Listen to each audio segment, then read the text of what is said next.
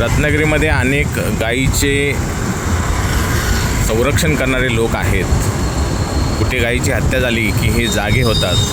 त्याचप्रमाणे अनेक ठिकाणी सोमेश्वरलासुद्धा गायींचा प्रकल्प उभा करण्यात आलेला आहे.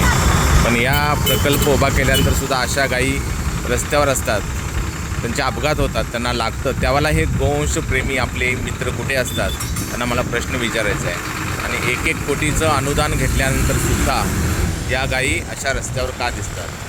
तर सगळ्यात महत्त्वाचा प्रश्न आहे की चंपक मैदानच्या येथे नगरपालिकेने कोंडवाडा केलेला आहे आणि या कोंडवाड्यामध्ये गायी नेण्यासाठी 700 ते 1500 रुपये दिले जातात. त्याचप्रमाणे त्यांना चाऱ्यासाठी पैसे दिले जातात.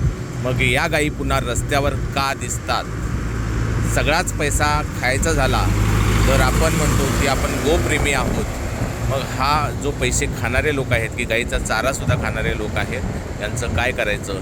जर सिंधुदुर्ग आणि कणकवलीमध्ये राणेसाहेबांनी एक गोशाळा काढलेली आहे, सोमेश्वरमध्ये एक गोशाळा आहे, बुद्धेजा साहेबांची गोशाळा आहे, चिपळूणमध्ये एक गोशाळा आहे. इतक्या सगळ्या गोशाळांना कोट्यावधीचं अनुदान दिल्यानंतरसुद्धा या गायी इथे रस्त्यावर अशा उघड्यावर का पडतात?